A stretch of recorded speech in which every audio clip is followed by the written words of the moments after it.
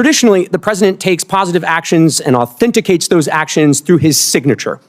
His signature is required for the most significant actions he may undertake: to sign an executive order, to take any action invested in him by the Constitution, as in granting a pardon, and to take the most important action of all, to sign a bill into law.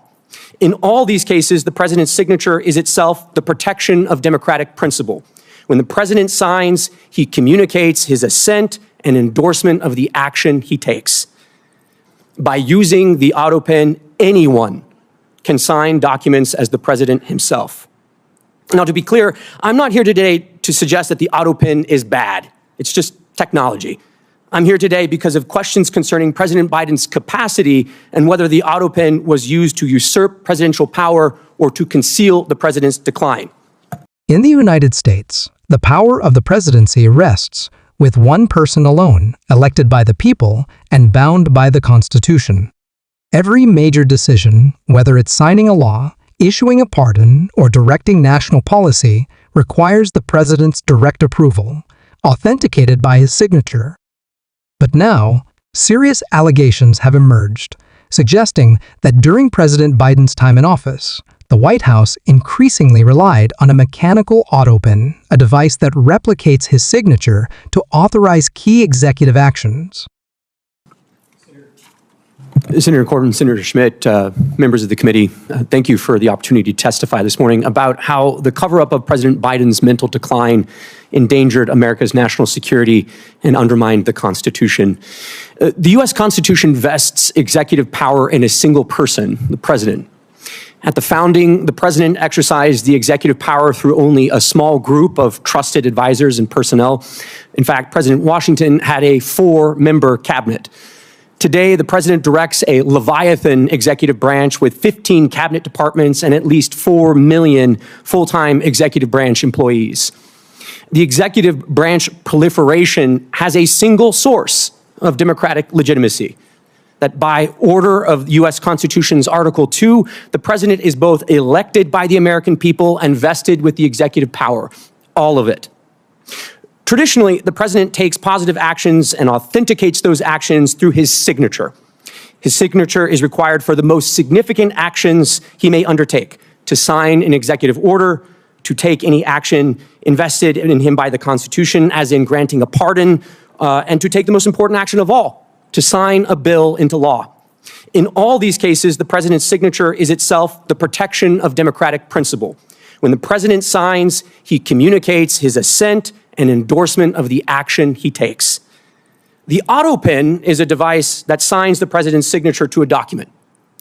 The Oversight Project, of which I am a board member, has discovered that the Biden White House deployed an Autopen to affix President Biden's signature to pardons, prison commutations, executive orders, and presidential proclamations.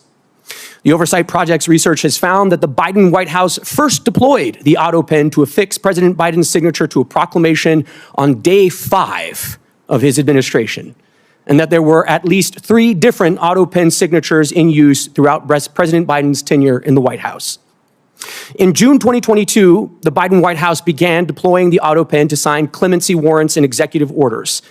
Autopen use skyrocketed from there. We found that of the 51 clemency warrants issued during the Biden presidency, over half, 32 in total, were signed with an Autopen. And these include some of the most controversial acts of clemency of the Biden presidency, including death row commutations and the preemptive pardons of members of the Biden family, Dr. Anthony Fauci, General Mark Milley, and more that were issued in the final days of the Biden presidency. We reviewed President Biden's schedule in his publicly available media and were unable to find any record of President Biden's personally approving these actions, such as a statement issued by the president himself to reporters. In addition, we found that the Biden White House used the Autopen to affix President Biden's signature to clemency warrants and executive orders while the president himself was in Washington, D.C. for at least some of that day, and thus was presumably available to sign important executive actions. Finally, we found multiple days where President Biden wet-signed a bill into law, but used an Autopen to issue an executive order or for other important executive actions. The Biden White House's widespread use of an Autopen to affix President Biden's signatures to documents that exercise executive powers belonging solely to the president poses significant constitutional, legal, and practical considerations. Once the president's signature is copied and loaded into the Autopen, the machine can sign documents as the president himself would. To be blunt, by using the Autopen, anyone can sign documents as the president himself. Not just ceremonial documents, but also controversial pardons, clemency decisions, and major executive orders.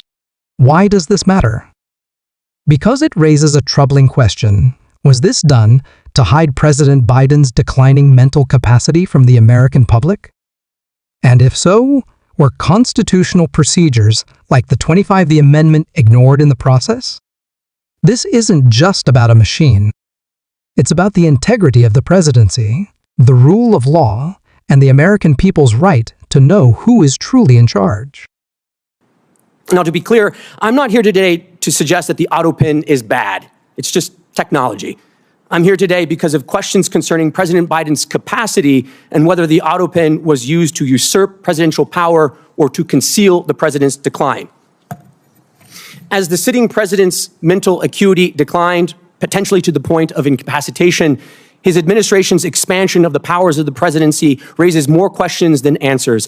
Any investigation into this matter should focus not only on whether President Biden directed or authorized subordinate staff to take action in certain instances, but whether he had the capacity to do so at all. The 25th Amendment lays out clear procedures for what to do when the president is incapacitated. It was carefully drafted and informed by our nation's history. The Biden administration ignored it all to aggrandize executive power and push the country further in their preferred ideological direction. It is our obligation at this point to get to the bottom of these issues and to ask the important question as to whether or not the Autopen and other devices were used to cover and obscure President Biden's mental decline, undermining our national security and also the Constitution. Thank you for the opportunity to testify this morning. Right on time, pretty impressive.